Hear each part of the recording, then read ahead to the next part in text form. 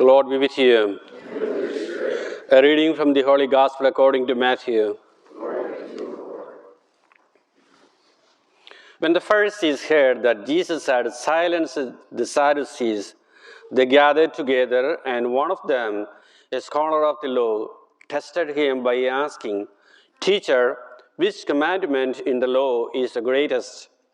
He said to him, "You shall love the Lord your God with all your heart, with all your soul, and with all your mind. This is the greatest and the first commandment. The second is like it. You shall love your neighbor as yourself. The whole law and the prophets depend on these two commandments." The Gospel of the Lord.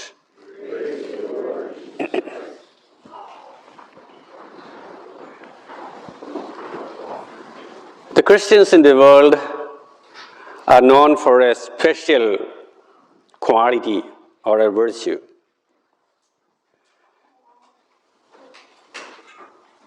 Every Christian is known for that quality. That means we can identify a person as a Christian or not. How? What is the identification? That is, in today's gospel we heard, love. Love is the identification of a Christian. It doesn't mean that others don't have love. They have, but there is a difference. Now, in today's gospel, Jesus explains this love.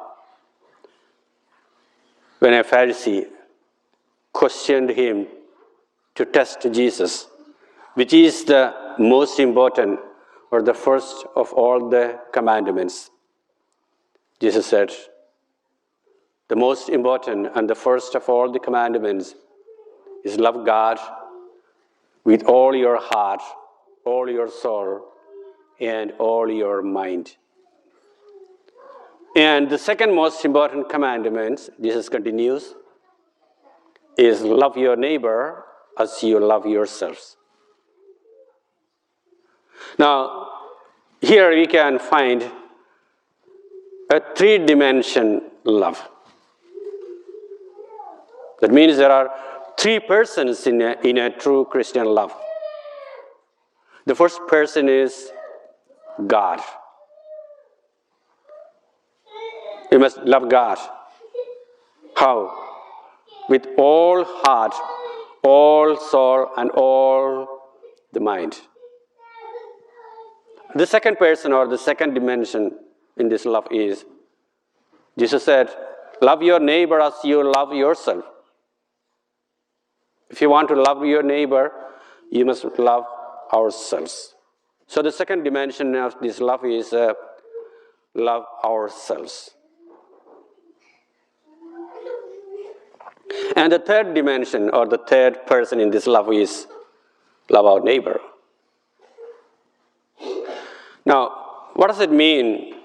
Love God with all your heart, all your soul, all your mind. Jesus specifically said this.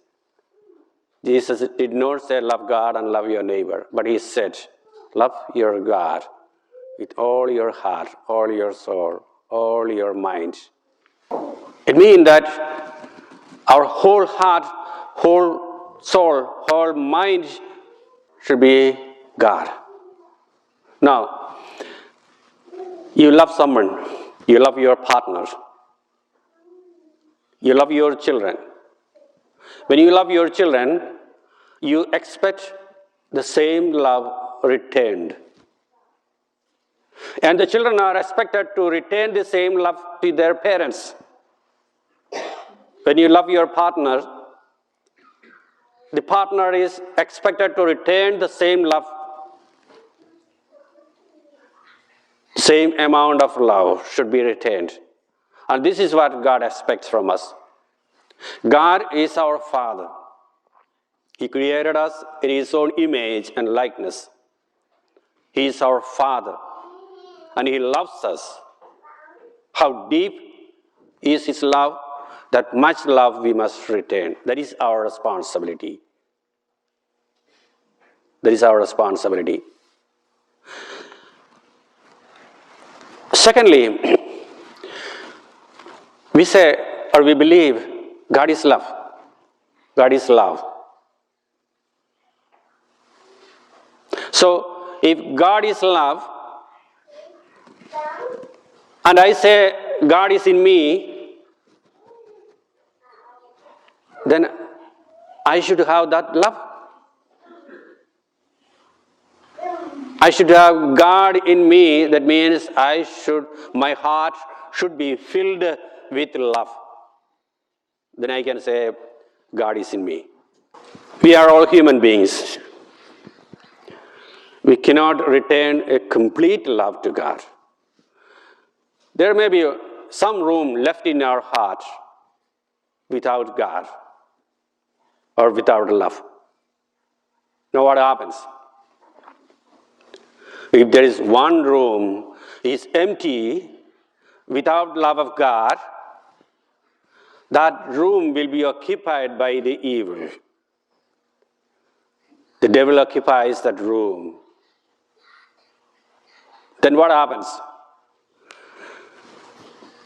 Cancer is a serious disease.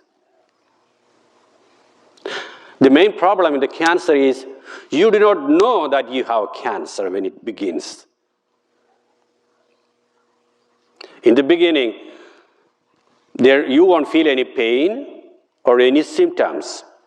But when the cancer grows in your body, then slowly you will feel some pain. And once we diagnose that there is cancer in our body, we immediately start treatment. We kill the cancer. And if you don't, what happens? The cancer spreads all over our body and it takes our life. If we don't kill the cancer in our body, the cancer will kill us. In the same way, in our heart, if we leave one room without God's love, that room will be occupied by the evil, and he will start spreading his kingdom in our heart. Slowly, our whole heart will be under the devil. Now, an example. I say I love my God. I love God. Wholeheartedly, I love God. And I do. But I cannot love someone. Maybe my siblings, one of the siblings, I cannot love. I hate. I am leaving one room for the devil to work in me. I'm leaving one room in my heart for the devil to work in me, and he grows in my heart. Evil grows in my heart. Then slowly, I cannot pray. I stop praying. I am moving away from God. And the devil is occupying me, my heart, and taking control. And slowly, the evil grows in me. When I stop praying, I am moving away from God. The evil things start growing in me. And I lose my faith if I don't control. And this is what happens in our life. That is why Jesus said, all your heart, all your soul, and all your mind should be completely reserved for God. There should not be any room left in our heart empty for the evil to work in us. Now, the second thing is love yourself. What does it mean you must love yourself?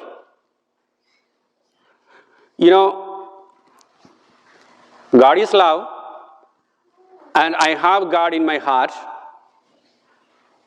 If God lives in my heart, in my body, then I should love myself.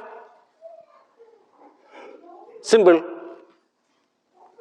My heart or my body is the temple of God, then I should love my body and myself.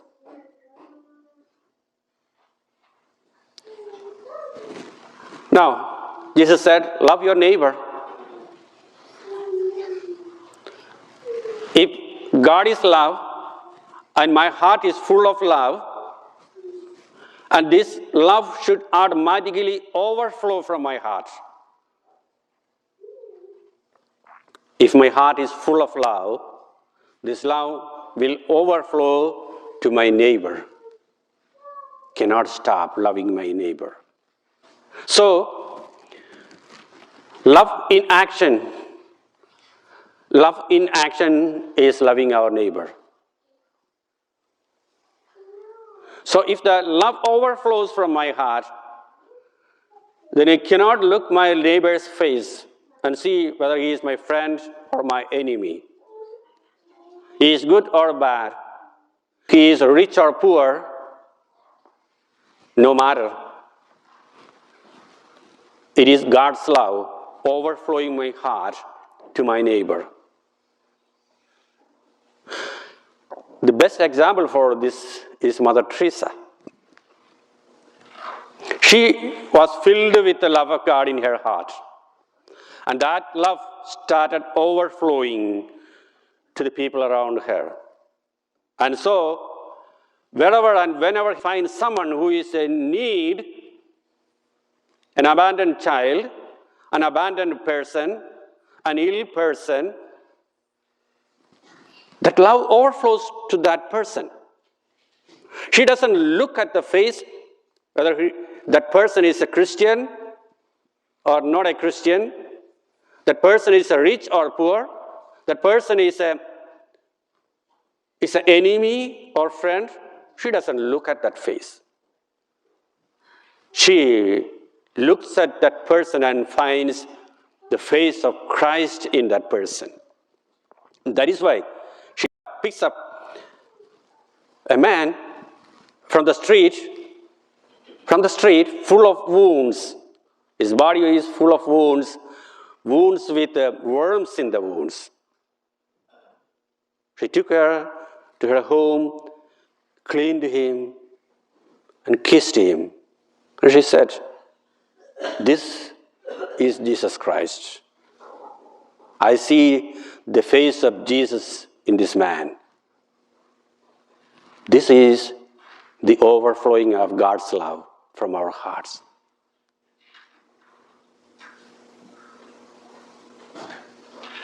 So, dear friends,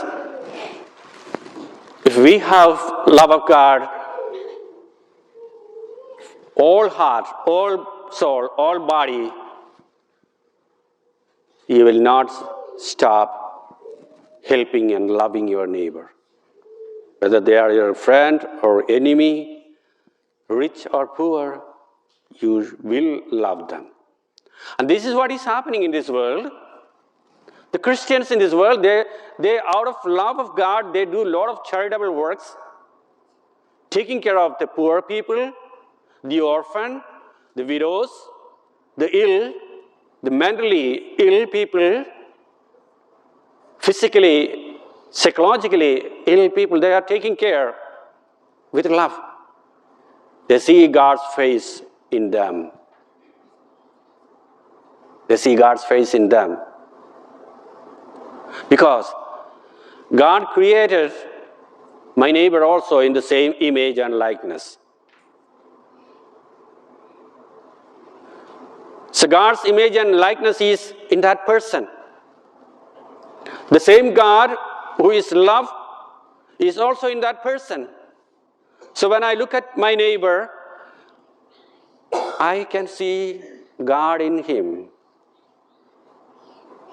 I can see God in him. And so, the Christians, even in the midst of war, in the midst of natural calamities, in the midst of persecutions, looking for the face of God in the people. looking for the face of God in the people. And they love the people, take care of them, serve them, help them. This is what the Christians are doing in this world, and this is what is identified as Christians. Now, we are human beings. We are human beings. We cannot fill our heart completely with the love of God. Everybody has got someone whom we hate. We cannot love. Maybe your siblings, maybe your partner, maybe your parents, maybe your children. You won't be able to love them because of their nature or character, because of they have insulted you, they have wounded you. You may find it difficult to love them. Now, what is the solution? What is the solution? There is a solution. What is that? We have the sacraments. We have the sacraments. Sacrament of penance. Sacrament of penance. You go to the confession. Tell the priest that you have someone whom you cannot forgive. God heals the wounds in your heart when you confess the sins. He cleanses your heart, and you will be filled with the grace of God. You will be filled with the grace of God. And when the second sacrament is the sacrament of Eucharist. When you receive the Eucharist, God, who is love, is coming down into your heart. And your heart is full of grace, without any sins or any stains of the sin.